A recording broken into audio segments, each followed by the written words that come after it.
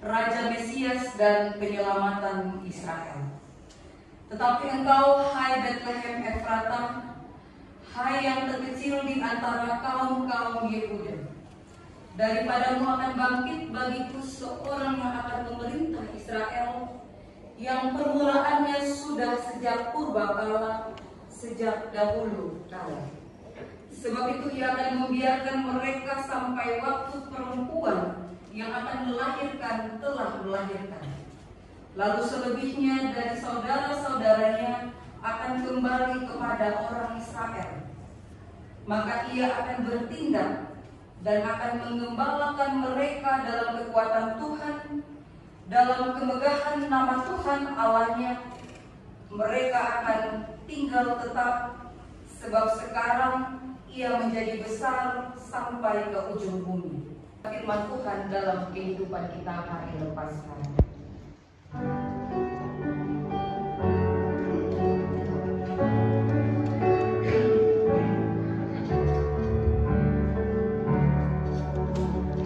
Sabdamu abadi, surah kami yang mengikutinya, hidup sukacita.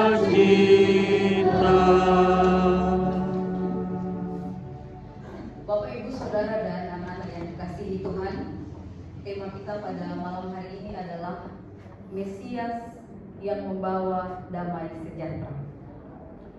Kitab Mika yang kita baca pada malam hari ini merupakan nubuat, gitu ya, nubuat Nabi Mika untuk para pemimpin Israel pada waktu itu. Ketika Mika mengatakan bahwa akan ada juru selamat, akan ada pembebas yang dalam bahasa Ibrani-nya kita kenal dengan Mesias, itu kemudian dalam bahasa Yunani-nya Kristus yang diurapi, itu ada latar belakangnya. Kenapa isi dalam nubuatan Mika itu berbicara tentang Mesias, tentang juru selamat atau tentang pembebas itu. Nah, latar belakangnya adalah konteks para pemimpin Israel pada waktu itu.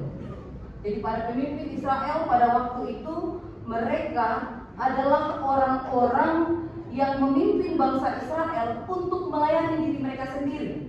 Kalau kita tahu kan pemerintah dipilih oleh masyarakat untuk melayani masyarakat begitu. Nah, tetapi kenyataan yang terjadi pada waktu itu, para pemimpin Israel itu melayani diri mereka sendiri, melayani dirinya sendiri, tetapi dia melayani missio Dei atau misi Allah dalam dirinya.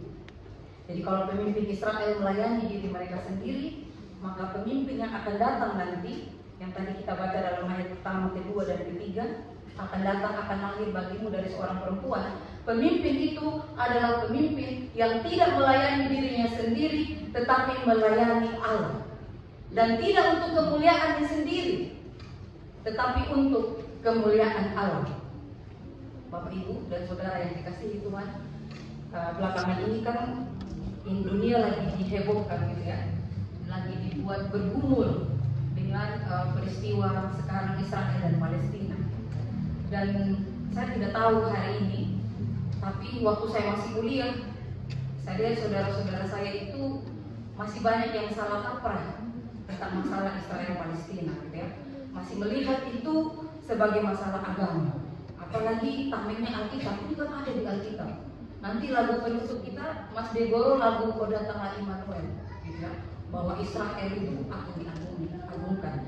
Tapi Bapak, Ibu, dan Saudara yang dikasihi Tuhan, saya pikir, menurut saya, ya, kita akan refleksi bersama pada malam hari ini. Kita akan menemukan di mana hati Allah dalam peristiwa Israel Palestina itu. Bapak, Ibu sendiri yang memutuskan hati Allah seperti apa terhadap Israel yang kita kenal hari ini.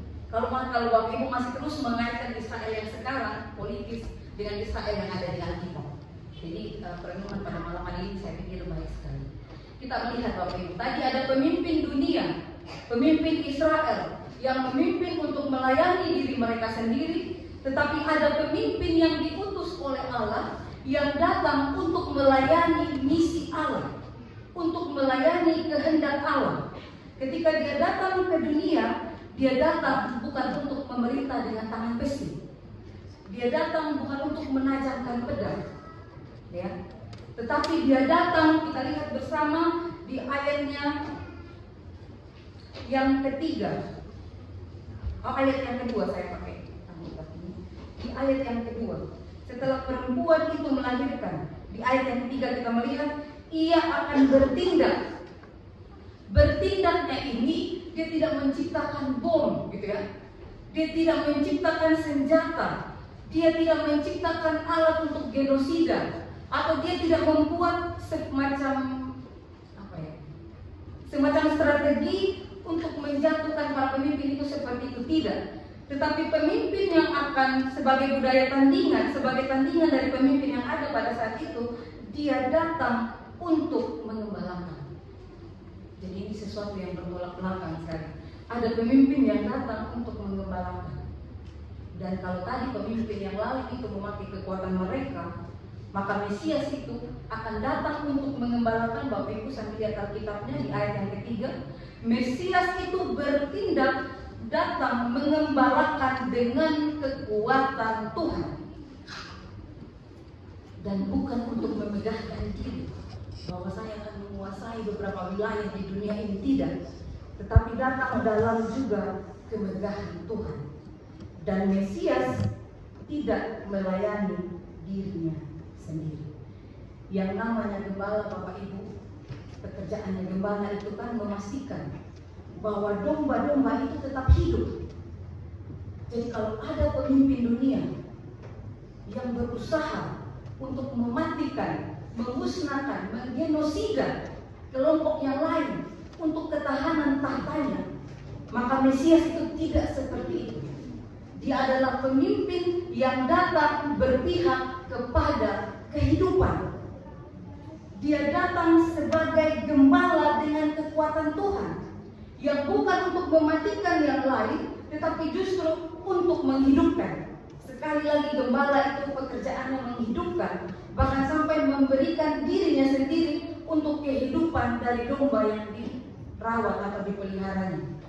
Gembala datang tidak untuk memusnahkan, tetapi dia datang untuk memelihara.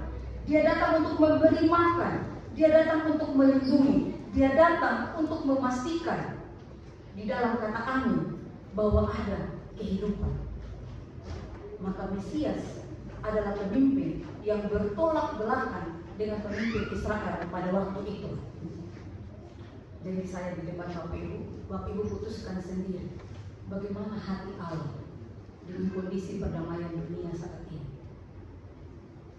Bapak Ibu masih mau mengatakan kita berdoa buat Israel. Ayat Alkitab ini bisa menjadi alat untuk kita ukur bahwa Mesias datang untuk memperjuangkan kehidupan.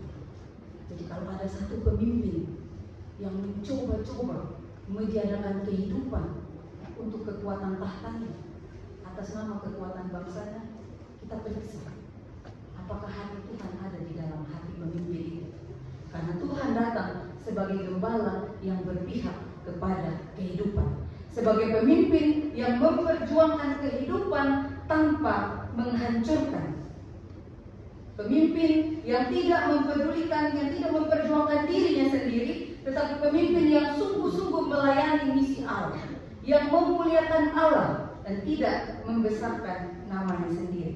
Di ayat-ayat selanjutnya kita baca, pemimpin itu, Mesias itu akan tetap tinggal, dan dia akan menjadi besar, dan dia akan menyebar sampai kekuasaannya itu akan menyebar sampai ke ujung bumi. Itu yang pertama, Mesias. Tema kita Mesias yang membawa damai sejahtera. Kata kunci yang pertama Mesias, dan kata kunci yang kedua Bapak Ibu, damai sejahtera. Bapak Ibu, setelah saya sekolah teologi, saya tidak berani lagi dengan mudah mengatakan shalom. Shalom Hafirin shalom.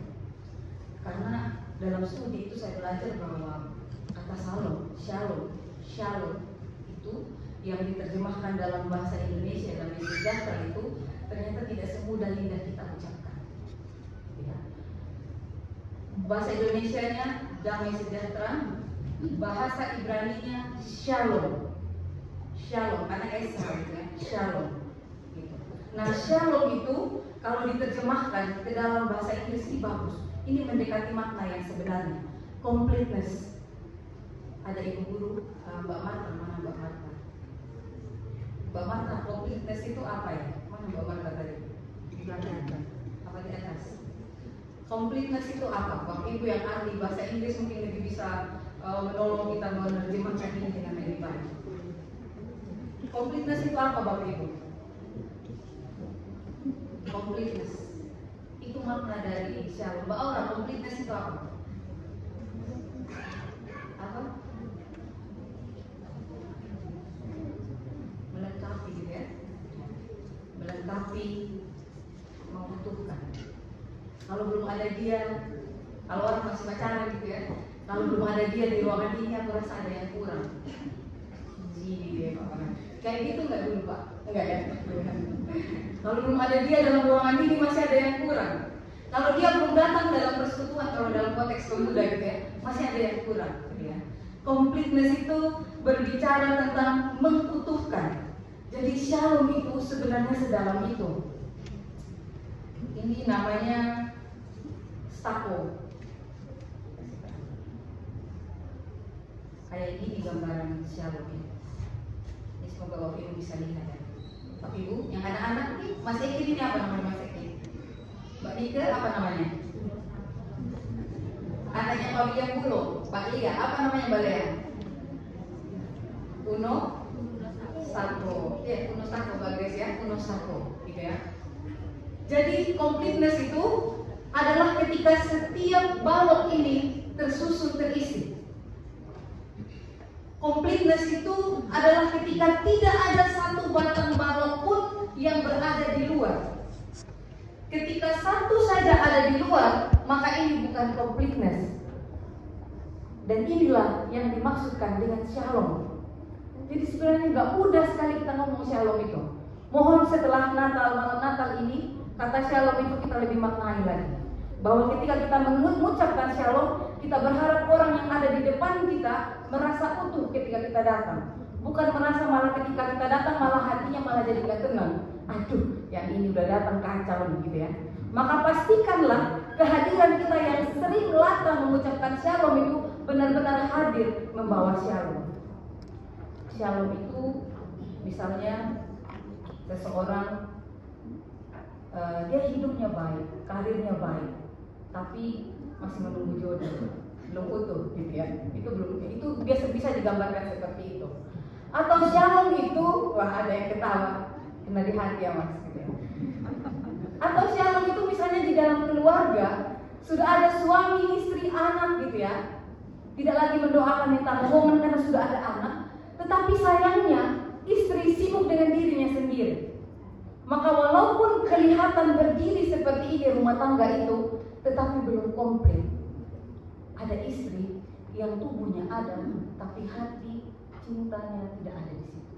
Atau sebaliknya suami, tidak ada completeness di sana, tidak ada shalom di sana. Itu maksudnya shalom. Jadi ketika bayi Yesus itu disebut sebagai damai sejahtera atau disebut sebagai Raja Shalom, maka Yesus itu mengingatkan kepada kita bahwa Dia datang untuk melengkapi kita. Ya, saya ikut seminar kecanduan, bahwa kadang-kadang memang yang membuat orang kecanduan itu karena ada kekosongan dalam dirinya, tapi dia nggak tahu, gitu ya. Ini dalam seminarnya timnya pendeta Stephen Tong, gitu ya. Apa sih yang membuat aku kosong? Akhirnya dia mengisi sesuatu yang mencoba mencari kekosongan dirinya, tapi tetap nggak terisi. Nah akhirnya sesuatu yang tadinya cuma dicoba-coba buat mengisi kekosongan itu, walaupun tidak mengisi kekosongan itu pada akhirnya, tetapi menjadi candu. Misalnya mulai dengan media sosial, gitu ya. Akhirnya menjadi candu. Dan walaupun sudah menjadi candu, kekosongan itu tetap tidak terisi. Karena yang dia butuh adalah sesuatu yang sempurna, yaitu Tuhan. Itu kesimpulan dari seminar itu pada waktu itu. Dan memang Tuhan datang untuk mengisi kekosongan itu. Bapak Ibu dan Saudara yang dikasihi Tuhan, juga anak-anak yang dikasihi Tuhan, Kalau begitu bagaimana saya dan Bapak Ibu datang sebagai orang yang melayani orang lain? Bagaimana saya dan Bapak Ibu kita bisa diutus menjadi orang yang melayani orang lain? Bagaimana saya dan Bapak Ibu merefleksikan, menghayati diri sebagai orang yang diutus untuk melayani orang lain, sebagai orang yang diutus untuk mengutuhkan yang lain, untuk melengkapi yang lain. Di akhir perenungan ini kita akan bersama-sama melihat sebuah video. Saya bilang film karena durasinya 13 menit. Silakan Bapak Ibu kita menghayati video ini. Dibantu dengan audio yang Mas Bayu. Merespon firman Tuhan, kita pujikan Kidung Jemaat 92 bait yang pertama hingga bait yang ketiga, Malam Kudus.